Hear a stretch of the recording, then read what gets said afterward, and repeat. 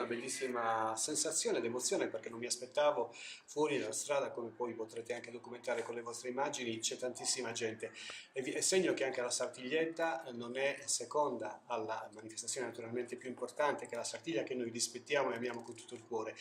Giorgia Madeddu quest'anno è stata presentata per la prima volta, come hai detto, al nostro consiglio di amministrazione, che l'aveva già scelta durante l'ultima riunione, ma ho ritenuto che dovesse avvenire una presentazione ufficiale. Da ora in poi io spero il 7, quindi vigilia della festa dell'Immacolata, per collegare anche la nostra spiritualità, diciamo, la nostra vicinanza anche con l'aspetto religioso, vigilia della festa dell'Immacolata, presentazione ufficiale del suo Cuido Regno.